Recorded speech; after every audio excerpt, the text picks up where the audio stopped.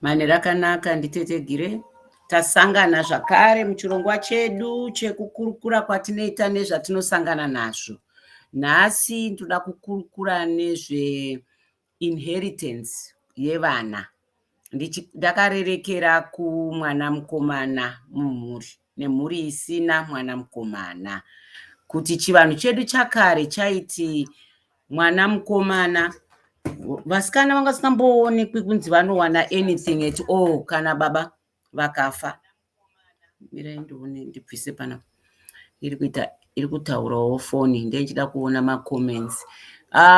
Nhasi ndoda kutaura nezvezvo kuti saka kana wakaita mwana musikana chiri chinyakare chedu, une vasikana chete, they were going to be passed for inheritance chinzi hauna mwana mukomana. Zvokuti zvaitoenda kana kune mwana wakababa mukuru baba mudiki kune mwana mukomana, iwe vakuva nevasikana vasingawani anything. Because vasikana vainzi vanonoroorwa kumusha kwavo, havabhilongi kumusha kwavakazvarwa, you know, unless ndikukanganisa ipapo. Isusu isu takaberwa edu tatine vakomana nevasikana, but you could see kuti even chinyakare chedu chaita kuti vana vasikana vaitwe shunned or even look down upon anything that was happening mumusha. Vakomana vari vanoiswa pasticken papezuru. Vakomana vaiendeswa kuzvikoro. I remember makore musikana achinzi anongoenda kunodzidza kunyora, kana akwanisa kunyora chimwe chaanoda a case in point, I think even baba wangu chaivo vaida kuita that, asi vaona mwana wavo musikana mukuru ari nesi, asi still he never believed in that. Vaingoti hazvina, vanga usina kumboisa shungu chaizvo kuti uende kuchikoro, sakaiswa kuchikoro nesibling. But vakazoona later on in life kuti aizvo mwana hazvina basa musikana kuti mukomana. Apa ndida kuratidza kuti maclips ini nhangu ndowanzoda ngotaridza zvikuitika, but ndida kuziva kuti zvichiri kuitika here kuti kana mumusha mawakaroorwa ukaita mwana vasikana at the death of your husband, apa hatisi tombobata yamai yekugarwa nhaka ino, toda mbotaura yevana inheritance, kuti kana une vana vasikana usina mwana mukomana, sezvo ainzi mwana mukomana is the one who takes over everything chababa wake. Ende vanhu vanombowacha manaija movies munozviona chaizvo, mamovies akawanda wanda anodaro kuti mwana mukomana kuti ndini ndotora inheritance, especially mwana mukomana mukuru, nokuti panenge pane mama siblings even vakomana vamwe vadiki, but iye nokuti ndiye mukuru, it was known kuti anoita take off. Saka ndisikazoti 21st century ino zvichiri kuitika here kuti mwana mukomana ndiye anoita take over upfumi hwababa? Zvichiri kuwanikwa here izvozvo kuti mwana mukomana anoita take over upfumi hwababa? Even vamwe vana varipo vasikana, even vamwe vakomana vadiki varipo, he takes over everything and he becomes baba mumusha. With the respect that used to be accorded culture yedu kare. Isusu zvedu, I think from what we've seen kune dzimwe dzimba dzatikaendawo tichiona, they were treating girls and boys equally. Baba vafa, wili yakuiswa vaigovanisa zvakaenzana. But iye zvino kumusha kwedu kune also ma small houses kunenge kune vana vanenge vakazvarwako. Ndine imwe clip yanchakuratidza yape ine 2 wives, and mozondipawo kuti macomments okuti baba ava was he fair in distributing of wealth kumhuri dzake mbiri. And isu yambira varume vari kunzoko kuti nyange ukaroora mumwe mukadzi wechipiri kana wechitatu, I think being fair, no matter what you feel about mukadzi, kana akakuberekera vana, remember kana ari mukadzi wako mukuru akakuberekera vana, makadanana chaizvo pasati pauya small house.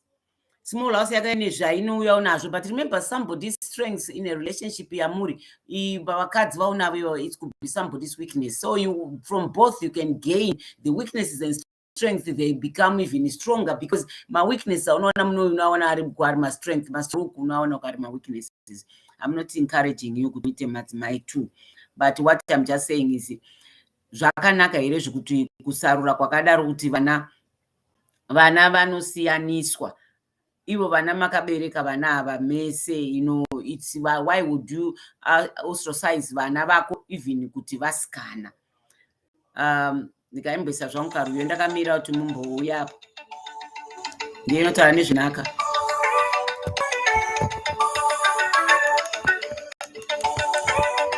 Apa ndipasta vari kuimba izvo vachiita refer kubhaibheri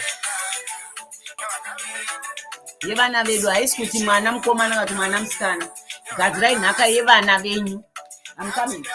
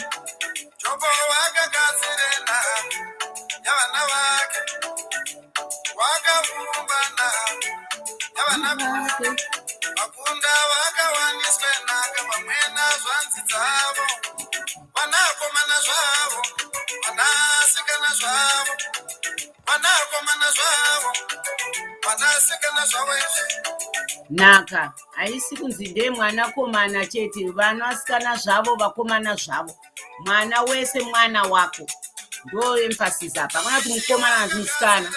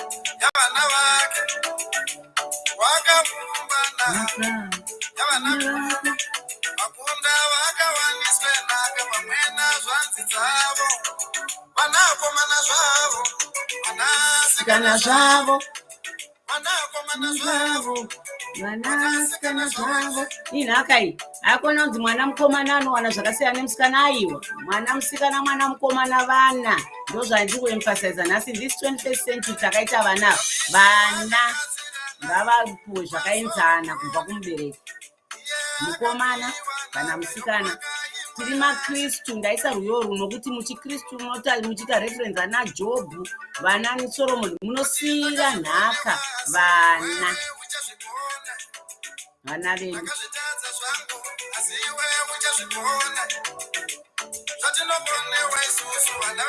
Vachazvikona.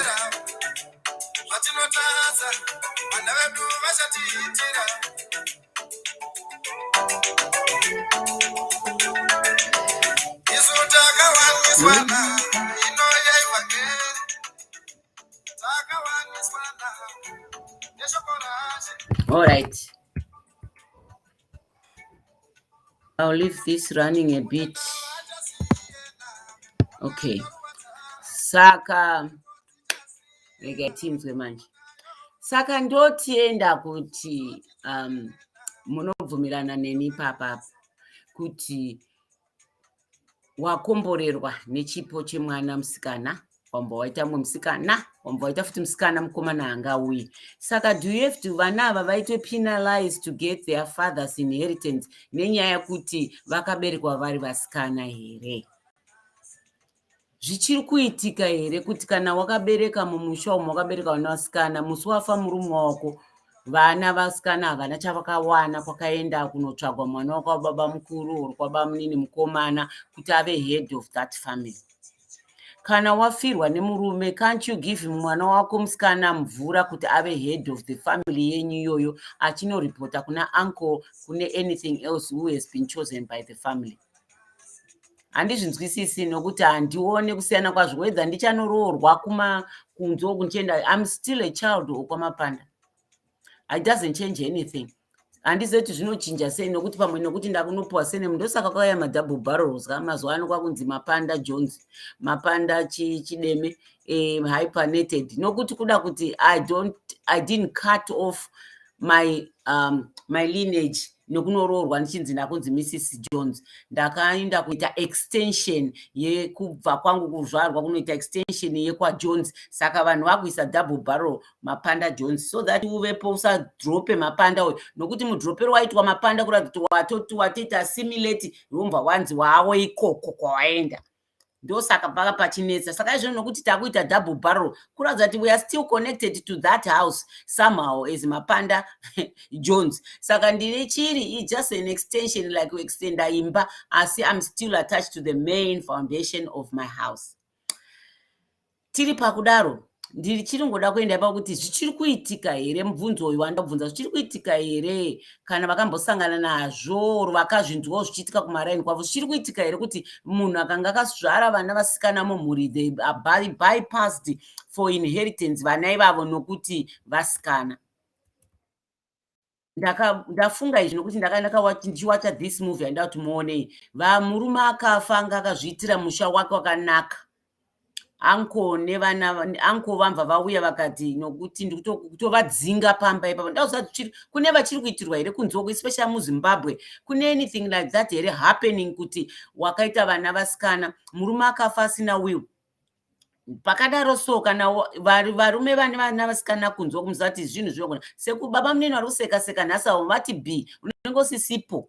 Vanhu vanochinja, ana baba mukuru ana baba munini vanenge vakuchinja, mukadzi anenge ato enemy ekunzi enemy of progress kuti abviswe ipapo vaone zvinhu, especially kana ivo vasina chavanacho much vachikuadmire vachikuchiva.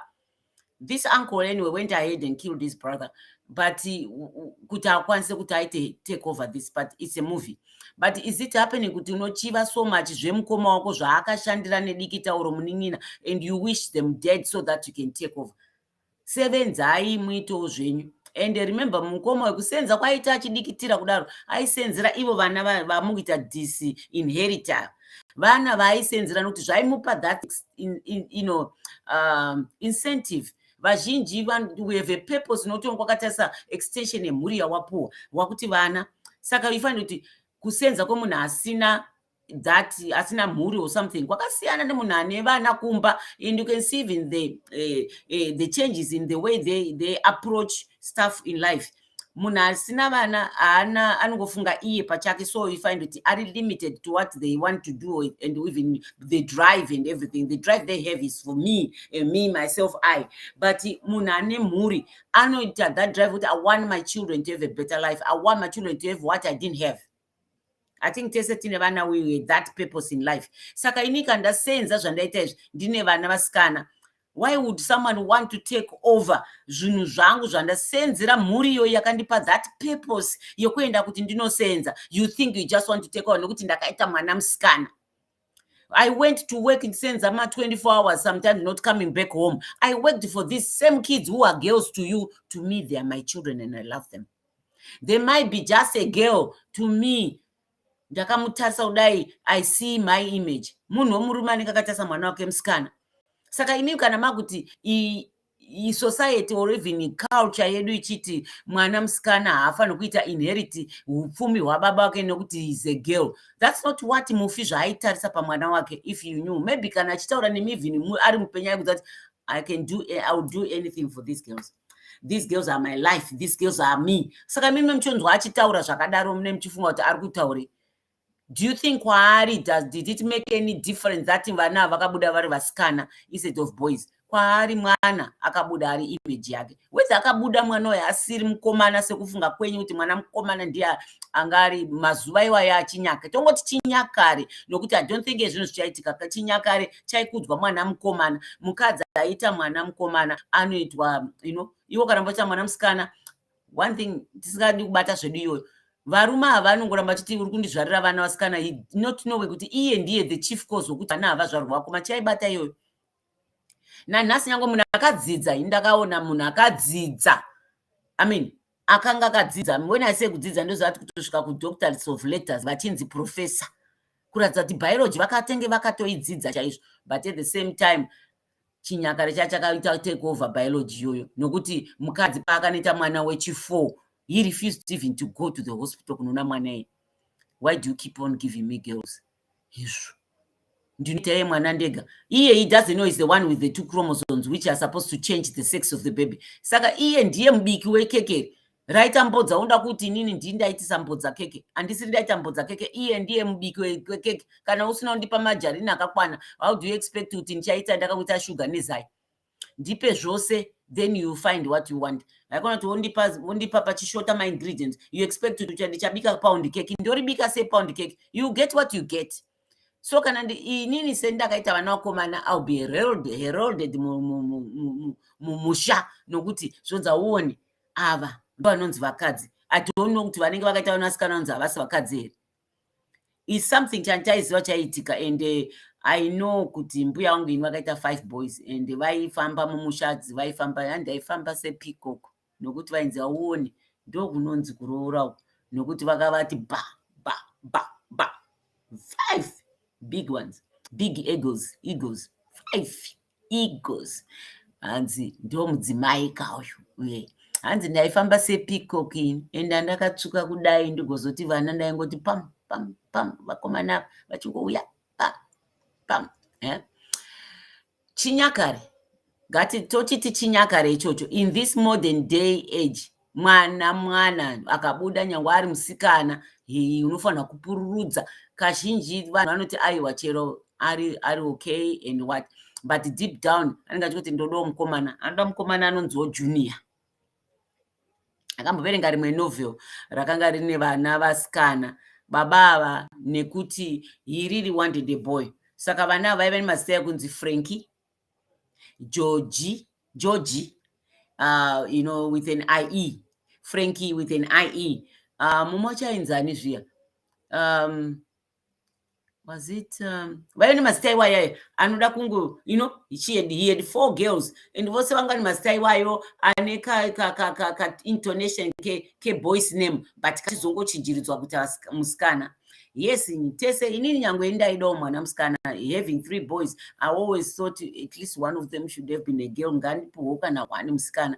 I think, let's say you want one of the sex you have. Ndosibvunza machingoti inini I wanted a boy but ndakaita musikana. Ndoti really for a girl in both totamba nezvidhori. Saka for me to find kuti chidhori ngatenga ndiwanzotenga chidhori chechisikana, I never would have gone for a boy doll.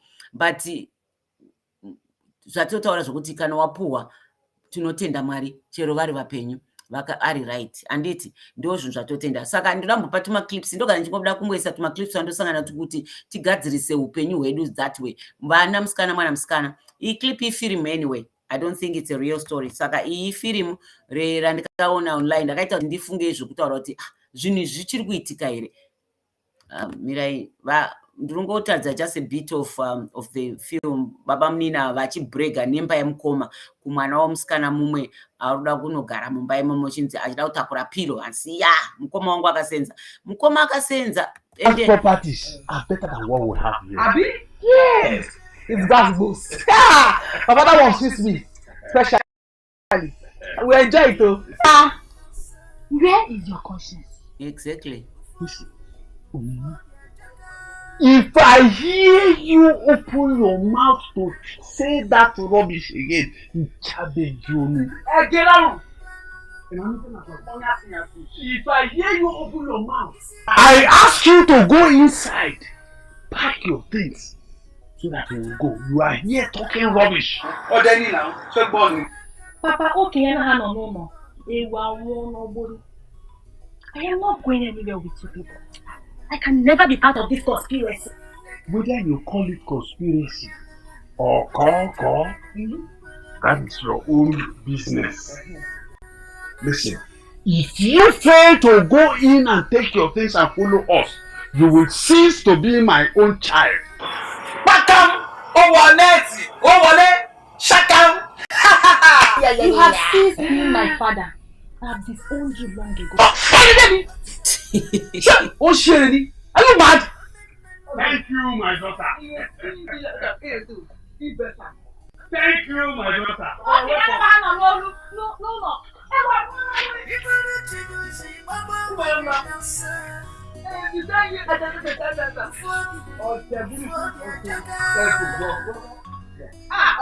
Waiting for all to fall.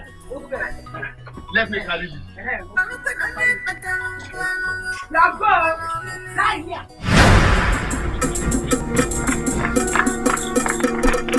Vadzingwa kana hembe kana chii kubudiswa mumba mababa wavo, mumba yemurume wake vachidzinganiswa.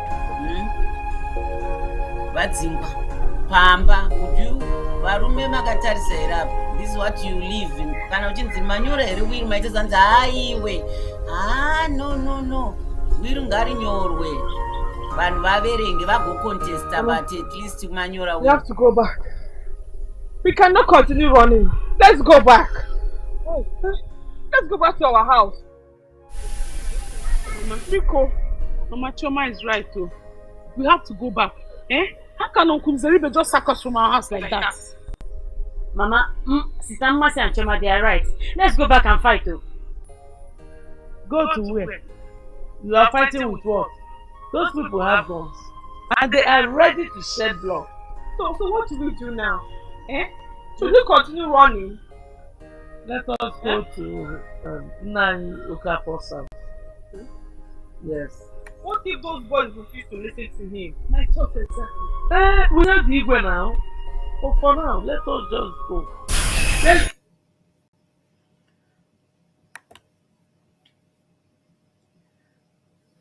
Vomanyiswa nemunhu asina kumbosenzera zvinhu izvi kutoenda kumba uku kunovabvisa mumba.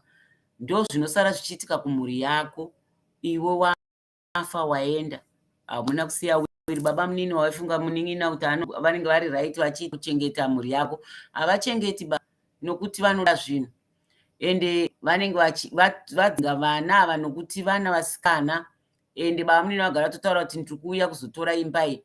Nokuti chi? Vana ava vasikana. And hapana mwana mukomana. He didn't produce a son to inherit. So ndino inherita.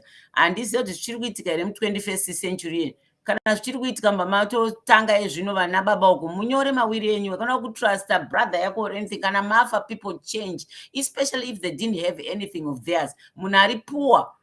Ane evil mind sometimes. I'm not saying all poor people. But kana munhu asina chaanacho, someone without. If you die today, they all change colors and vachita something. Ndo yokuti apa. Zvino apa enda kuda kubata ndeyekuti mune madzimai maviri matatu kwakaberekwa vana. Kana muchigovera veduwe bife whether wakanga iri favorite yako or small house yakazoita favorite yako, vana vese vana vako. unopa vana nhamo by creating this yokuti vana veuyu ndo vanofunga kuti ndo vari blessed, blessed are these and others are not blessed. Ndati mutarise muridzi muone even the difference yevana vesmall house nevana vemudzimai mukuru nezvazotaurwa newiri rauya kuzoverengwa nalawyer. Mondoudza kuti is it fair? Sometimes even mukadzi uyu akatozouya upfumu hwapo kuratidza kuti mukadzi mukuru uyu akashanda nababa vachibatsirana kuti upfumu huvepo, whether akanga asiri kuisa mari mubusiness. Remember, just being there, baba vachiconcentrata nezvekuita mari yebusiness, mukadzi achiconcentrata kumba kuti vana vaone chokudya whilst is building up this business. She did contribute. Mubva maita mari ndobva manoroora mukadzi mumwe mukwaitwa vana. Uyu mukadzi auya upfumi hwatofotekeshi handiti, but kwamakabvawo kuna mai hamusina anything chamunacho, it means you strive, my strive mose together kuti pave nethis business. Hakuna kuti mukadzi uyu akanga agere kumba, she didn't put anything, she put a lot. She put emotional support into you. Well, you were not worried about vana nokuti aibikira, iwe waiwachirwa. All we used to do is concentrate on trying to build up the business. Saka kana uchiti mukadzi haana contribute or haana chakaita unga agere kumba, ndatuzive kuti tokanganisa because tese takaintroduce. Tese takaita basa mubusiness iri. Mugara wazviziva baba, kwete kana mazomutora small house yakuuya ichichena yakadai. Tarisai muone, ndati mutarise this family muone kuti is it fair kuti baba vakagova that way. And if you look even at the kids vemukadzi mudiki nechinotoona kuti ava vakatoita sei, iyi zim comedy iri nechishona. I want to share that as well. Naye noliwiwi yakasiyaniwa na baba wewe vachiti kana vachinge vafa ndozouya ndokuudzai kuti nhaka yavo vada kuti igovese kumhuri yavo.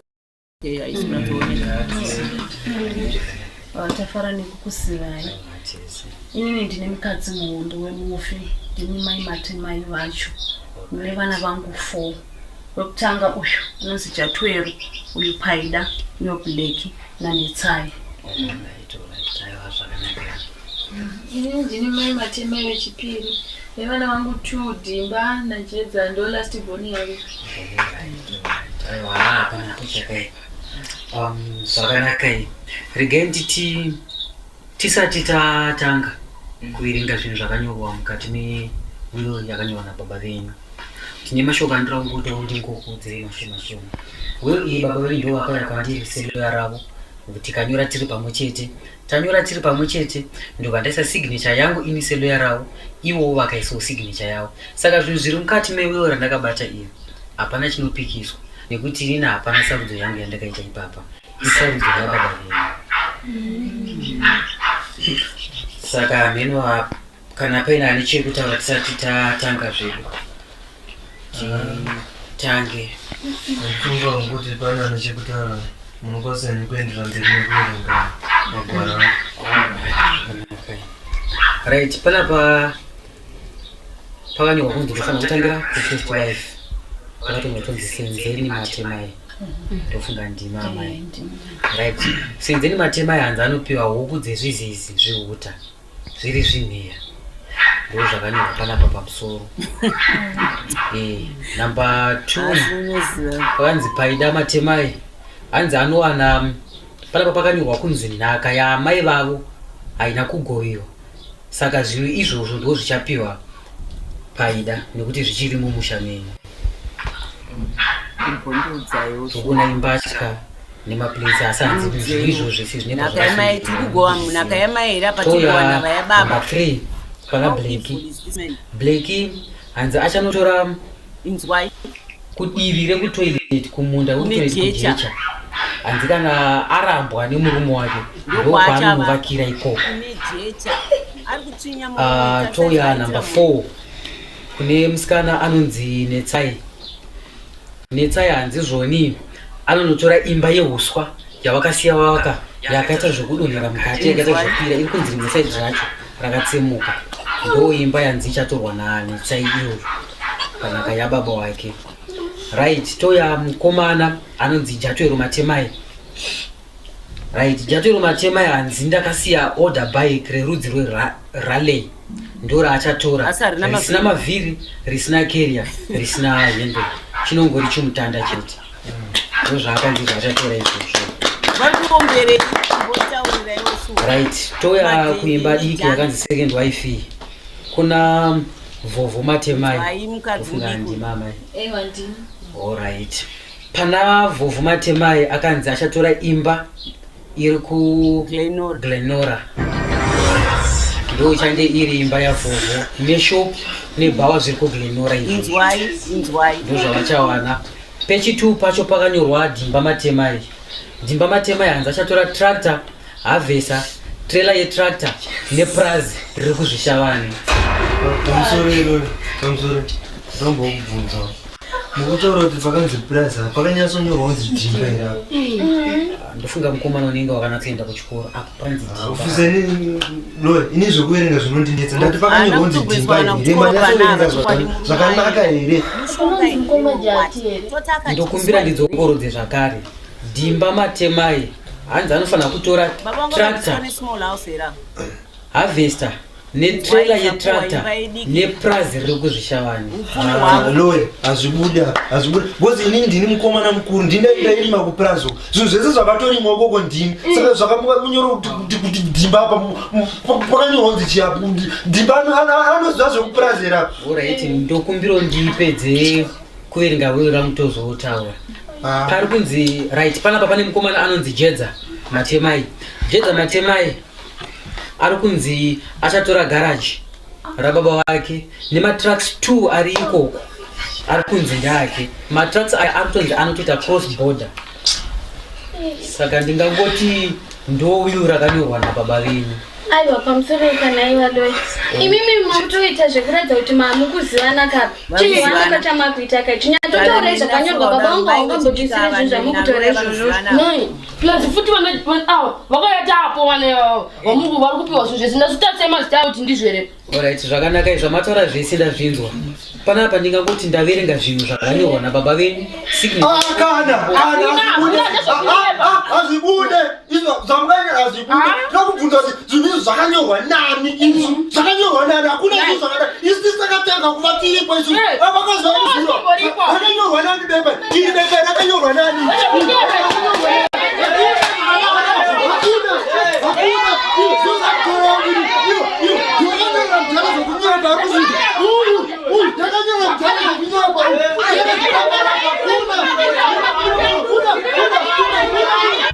Subscribe to our YouTube channel to see more videos. Subscribe.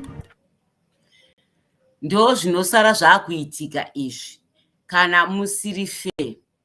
Iye zvino loya unonga muri inofunga kuti loya namai vechidiki ndo vakaronga vakati wiri ranyorwa nani nababa. Murume anorespekta nyange dewaroora vakadzi vairi vatatu mukadzi wako mukuru akakubvisa mugota. Respect bamai vevana. No matter you have fallen out of love, azvina nebasa rese. Vana venyu were joy to make. Vana varipo ava vana vako, it doesn't change anything. Saka for you to disinherit them in this way, you could rub salt to the wound. Kune mukadzi uyu mukuru wokuti one to set with wakatora mwe mukadzi, then you leave them with nothing. Surely mngati mwana anopuwa imba chichavapuwa. When you look at it, what inheritance is the first family you've been given? Nothing. Kupuwa madende, junk, baskoro sina kana vhiri, kana chi baskoro. Why would you even say wampa rale baskoro? Famu zvose zvopuwa mukadzi mudiki. Iwe uri mukadzi mudiki muri mapuwa zvinhu zvakadai. Would you think it was fair? Would you receive this wholeheartedly and go and enjoy? I wouldn't. I would reshare the things. Ndichitaurira baba kuti aiwa musagumbuke zvenye zvandakuita nokuti azviite kuti ini ndisvikokohwa pakadai pese. Paukaona vanhu vambotanga kurima richiri gwenga vachatambura naro wakuuya zvinhu zvakurimika zvichidyika woya wongokohwa. Inini now I don't think that would be fair. And I don't think it was fair at all, the distribution of wealth. This is a lesson to us. I drama, I understand that it's a drama. and makucreata kubatirana uroyi pakadai, ende vanhu vanopedzana vachipedzerana pfuma yausina kuita fairly distribute. I would say pasina kunyorwa will kunze kuveduwe. Yes, panogona kusanyorwa will, vanhu vakawanda vamwe hatinyori mawill, but kana panyorwa will ngarirotedzerwa haro. But kana risiri fair, iwo mureceiver receiver more than the others. Remember, kana uri mukomana mukuru wasirwa zvese, remember when you have got siblings, vangava vana my brothers ako vadiki, vangava my sisters ako vadiki. Don't be cruel. Madrama ndikawacha chaizvo manager yekuti big brother anouya ndiyo ita take over nemukadzi wake, they take over everything, votreata siblings as vanhuwo zvavo vasi strangers who are not even part yekuti makanwa mese zamu. Ini nawo sei kana muchiti munonamata, and sometimes even kuchikristu vakarwirana muchechi vanorwirana inheritance yemhuri. I remember vanhu vakamboverenga zvese mwayo mukaverenga zvechi, those are there even now. Bishop vanonzani vakashaya zvino, if you follow, there is also that inheritance. Kana vanhu muri makristu, why would you even fight for material things? Why do you fight for these material things? Wadi kungobuda pongoti aiwa ndozvaitwa zvendobuda ndozvoendera zvanakanyarara. Ishe uropafadza you, that unless you don't believe that your blessings come from him. But anyway, I'm not saying leave, but you can still settle this amicably. Kana mumwe munhu ari kuramba ari kuti no, nokuti ndini mukuru, ndini mukomana mukuru, I inherit everything. Usingapase on to your siblings. Where do you think these children came from? And kana vasingakwanisi kubva something of their fathers or mothers to stay the least, because most of us are single parents out there. So disumai baba, we just fall into both categories. Kana ndafa, my kids should just share. Apana mkuru, apana mdiki. They know kuti is shared equally. Nokuti vese I carried 9 months. Vese ndakangotambura unavo muka usiku ma sleepless nights. So what's the difference? Nokuti mwana mume should get more than what the other child gets. It's shared equally. A third of each of whatever I have should be shared equally. Vandogara utozvisa hapana zvokuramba uchiti iwe ndiwo mukuru, ndiwo chagara nhaka yangu. Ndimi munogara mataridza zvinhu zvakadaro vana baba vacho, muganaye mwana mukomana, iwe unoziva ndiwe mukuru chave inotora nzvimbo yangu. Nzvimbo yenyu kutorwa kuti iite sei? Ndibaba in his own right, in his own way, he will be a father to something. Hapana kuti anotora nzvimbo yenyu, because that language iyoyo ndo inoita kuti mwana mukomana ave ne-that confidence yemukuru yokufunga kuti ini ndichange ndababa, and he becomes baba instead of just another child ane responsibilities for his younger siblings. Do baba unenge uchitaurwa. So when he entrusts you with the inheritance, vanoti you are going to do the right thing. But kazhinji munhu amboita right thing because zvakanyorwa in black and white kuti ndini ndikuita take over. When they think of that, it depends neinterpretation yemunhu kuti pamamuti ndiwe baba uri kuita take over, anoita take over zviri kurevei, because interpretation is yakasiyana. Ndinogara nditaura vanhu kuti if you want to know kuti tinofunga zvakasiyana sei, ipa vanhu verse 1 yemuBhayibheri. Let's say a verse 1 yemuBhayibheri toti 10 pastors preach on it. Verse vanouya different version the way avaverenga how he is gonna preach on that verse. Ndokuratidza zvakasiyana. Saka imimi unouya nekuti mwana wangu ndiwo unoita take over, ndiwe dangwe rangu, what achainterpreta sei that message yamukusiya kana musiisiya iri hengi. Imba mataura kuti kukuita mukuru kudai, kukuti ndikuitire kudai, kuitira kuti ndizive kuti ndoziva kuti everything is in good hands, you'll be able to look after your siblings. Asi usazoti upfumi hwese ndehwako. I want you to share accordingly. Handizive kuti zviri right here izvozvo pane kuti vaite zvavo kutongonyora chipepa chavo. Mazuva ano kunokurudzirwa kunzi nyorai moenda kunosainisa. You don't need the document, you can write I Gladys Gumsai Mapanda in my sound mind and everything. I leave every immovable property of mine to my children to be shared equally. Simple. Simple isina zotora gejo rakati ngaiwa ngavashare, then zvavasingatoriwo sezvavari vanakomana hembe dzangu, mapureti, mapoto. Muroora wangu kana atora, varoora vakatora, vazukuru vangu vatore something to remember mbuya wavo by. The rest vana vanzvadzi, vana varoora nechigovanai. torai wapedza simple half page wodhindirwa wosainisa wosiya apa whether ndikazoita millionaire ndikaita sei handichanodombi zvose one time unenge watogara watoinclude ava nevazukuru vachazouya they share equally the percentage yakati because that way it's equal, don't you think?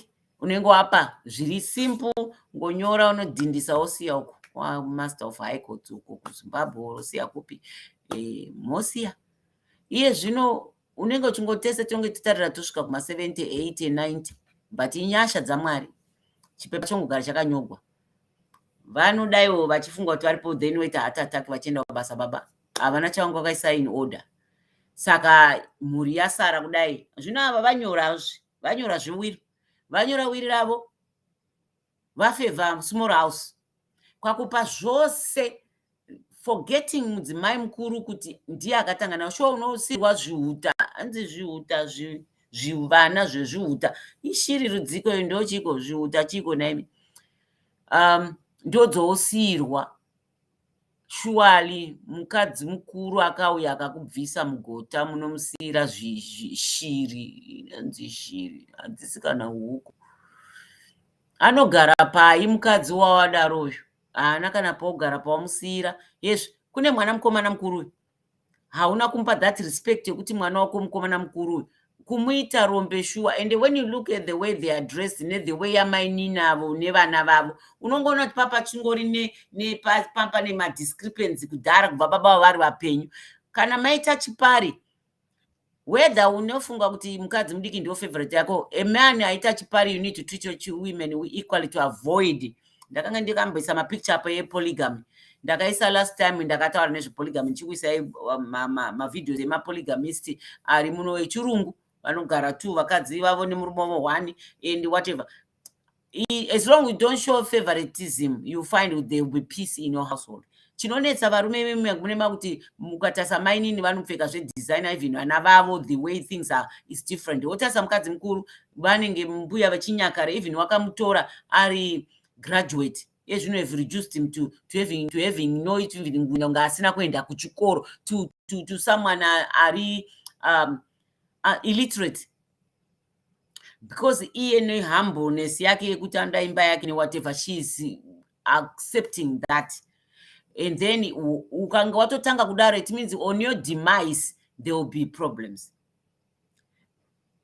kana wakatenga dzimba ngadzive dzimba dzakatengwa same area so that there is no favoritism vana kana vari kuenda kugeorges vemudiki vemukuru vachaendawo kugeorges ikoko kana uri kuti ivo vanoenda kupi kutravela uchida kutenga matickets vanoenda kusouth kucape town kuholiday uchaendesa vese kana usingazvigone then regera kuita anything for either of them that way treat them equally kana wazosvika mubedroom uchinyengera haiwa unongozviziva ndiwe favorite yangu kana waenda kune uyu unoziva kuti ndiwe mukadzi wangu mukuru unoziva kuti haivasikana ndiwe favorite yangu vese vanofunga kuti tiri mafavorite saka mwanenge achifamba achizvira kuti hapana zviri pasingazoti uya toti ndini favorite uya tori ndini favorite treat them equally and fairly zvokuti usiye zvaitaita zvedrama izvo zvokuti unosiyira mhuri yako yemukadzi mukuru that's a curse kunoti unomusiyira junk and nothing that was nothing he left for his first wife he left nothing but everything kumukadzi mudiki no that has to stop and zvinoita kuti vanhu vaenderane kun'anga ndikukutaurira vanoenda kunoroyana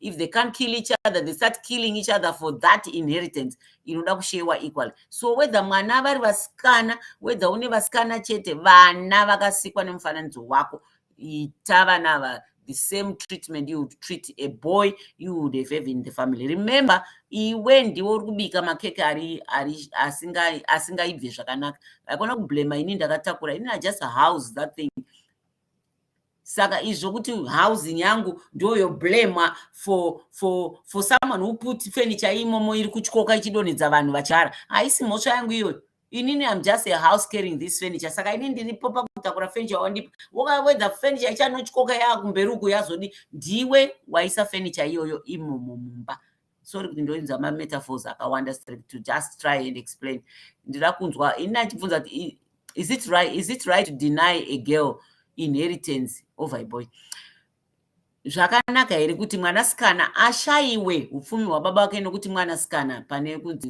vachitirerekera kuti mukomana ndiye anoinherita? Zvichiri kuitika here iye zvino mu21st century? Kana zviri kuitika, ngazvisiwe nawo nezita raJesu. Munonamata, asi weni tikanzwa kuti nhasi kwafiwa vaelda vemuchechi kunomira semhepo yetsvina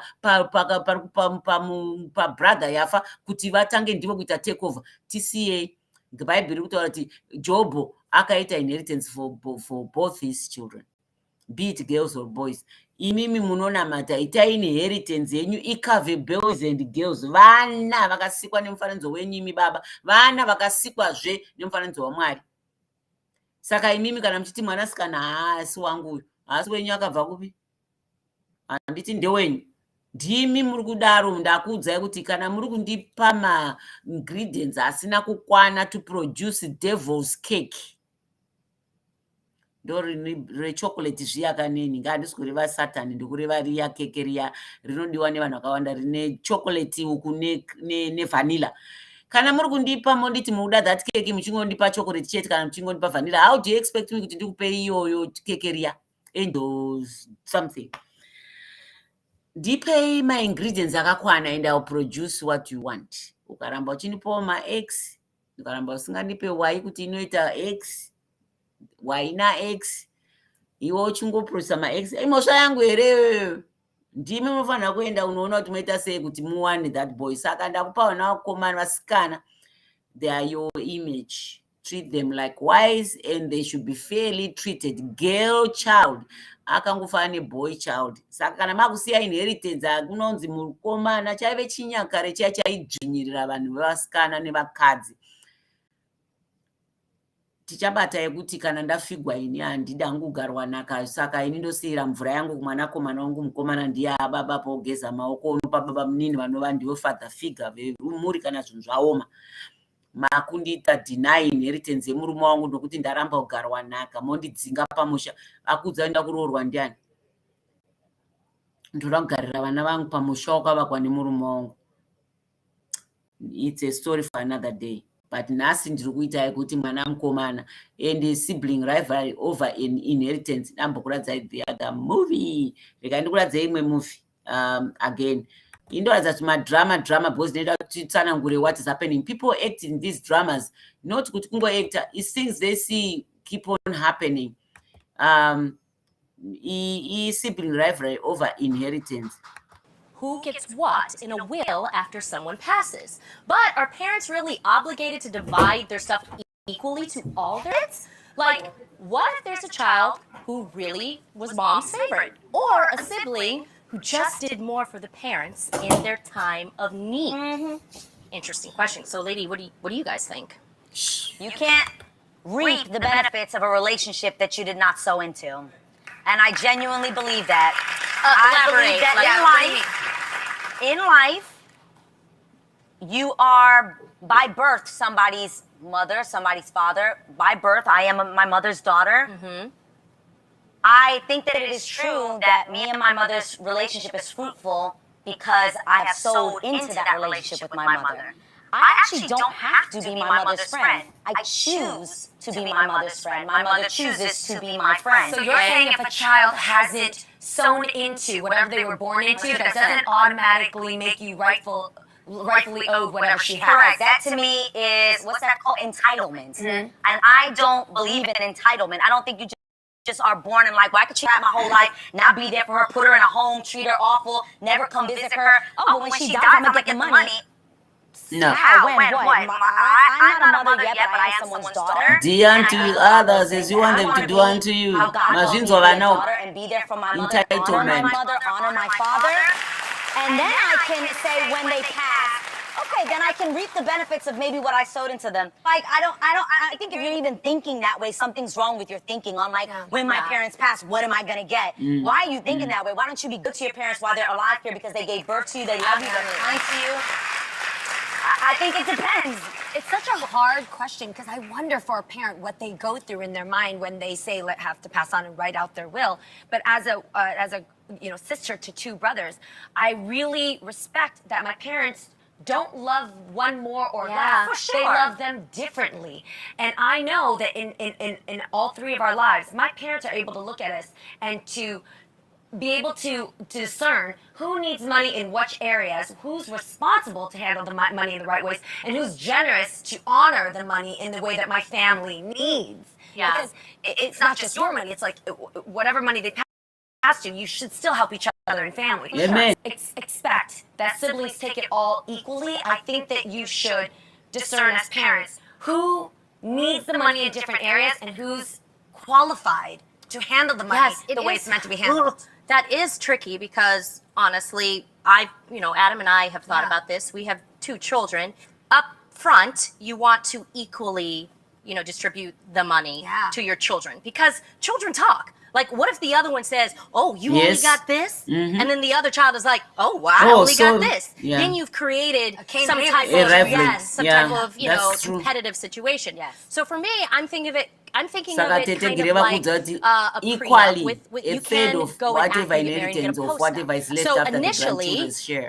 our will we have we will disperse the money equally to our Equally, children. yeah. Now, I mean, in the future, if one of the children, I'm not putting this on my children, but if one of our kids maybe becomes really bad at spending money, Boom. I'm not going to feel that comfortable giving him or her that money. Responsibility. Or what if a child, I'm not putting this on my children. A child. Not your Yes, child. a child maybe develops a drug habit or something. Yeah. I won't feel comfortable giving that money to that child. So yes, you are right. It is the parents' responsibility to learn as the children grow up. So that's what I would do. Or that I would child change it. badmouths you. Yeah. Like you see celebrities now, and I've seen some celebrities badmouth their parents. Like, Or their these- kids, or they badmouth Yeah. their kids. Whatever the case is, Well- you're not gonna badmouth me and get money from me. I'll tell you that much. Well, I don't have to worry. I ain't got no kids. So. Okay, mazvinzwa manje iyo sibling library. When you are sharing as well, being fair is nice. To avoid that, ndataura paya kuti inini hangu kuavoida kuti vafunga kuti uyu akanga achifavor noti handizive interpretation yaanoita munhu mustatement yamunenge maisa across. Yes, ndogona kunge ndichifunga according to moza uyu ati ndinoona parents should discern kuona kuti mwana uyu will need this in a certain area. Iwo ndokufunga kwavo, but does it come across kumwana apoor less than the other to understand why the parent do that? Kana kuti iye anoti okay, gore makore ese ndichifunga kuti amai vanodida asi shuwa vondipa this much only, vopa nhingi uyu, saka nhingi ndianga ari favorite yavo.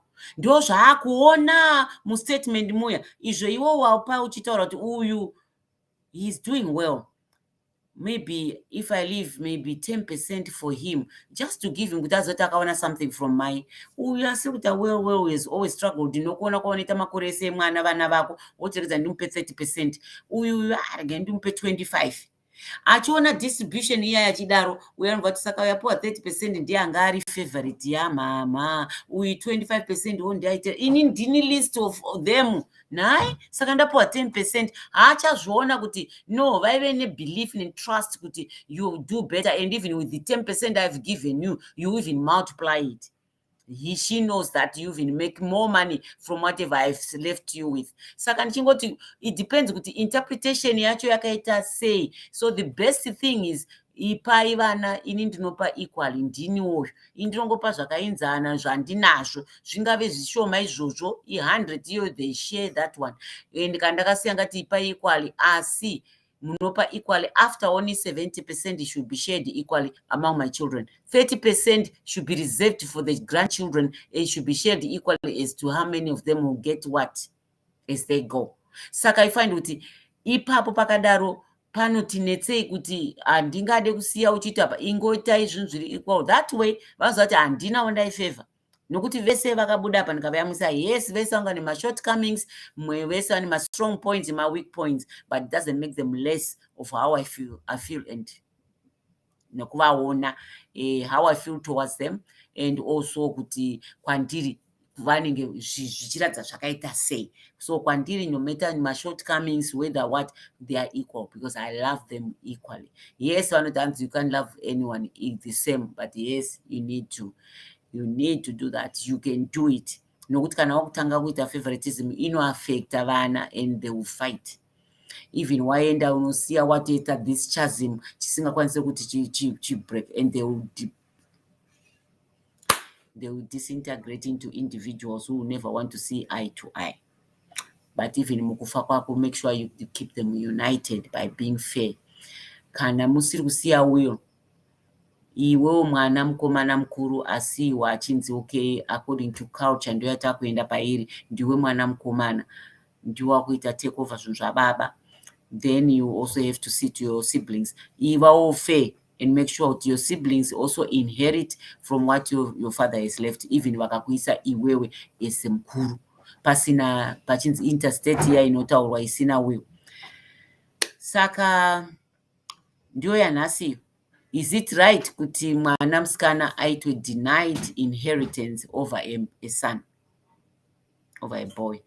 Ndo iripo. Saka vana vese should be treated equal. Kana musina mwana musikana mukomana mufamily, mwana musikana varipo ivawo, they should inherit their father's inheritance equally, or whatever deemed fit in the family. Baba mudiki, baba mukuru, do not come and take pamusina kurima mungo yakuzokohwa nokuti mwaigara muchiita admire and feel jealous of your brother. Ngazvisiwe zvokuti muchisiya mhuri yake ichitambura. What do you think he feels even dai anga achiona kunzi ari kutarisa zvakare kwaari achiona what you're doing? How does he feel? Gonot inga brother and efunga kuti ndinotaurirana masecrets nayo. Is this how he's treating my family? Kudzinga vana vangu pamba pandikavaka nokuti rako idangwa zvauya kwangu kuri right? Nope. That has to end. I think in this 21st century, we need to move with the times. Kwete kutsvaga zvetsika. Yes, culture yedu yaisidaro nokuti it was deemed okay then society, but now times have changed. So I live with that. Tosangana musi wechitatu, ndinoni Tete Gire, Tete Flo didn't manage to come. It's not well. Next time Tete Flo varipo, I feel not like a lost sheep. Kana varipo zvinoendeka munozviona chaizvo interact. So I miss her a lot when she's not there. I hope next Sunday she'll be feeling better for her to join me on the platform. Thank you so much, guys, for watching. And those who watch later, give us the comments. I always see the after comments and I always respond so that we have this conversation going on. It's just a learning lesson. We learn from what we are seeing and we learn with the times that we are in. That's what's called evolution. We evolve with the times. Yes, hatiswingatira setsika tsika dzese, but dzimwe tsika tofana kuti hadzichashandi in this century. Tofana kuita tsika dzinoshanda in the times, in the era we are. Thank you, guys. I love you and I'll leave you. The kisses are just from me and also from Auntie Flo. May God bless you. May you be covered with the blood of Jesus until we see each other, and God look after you in this week until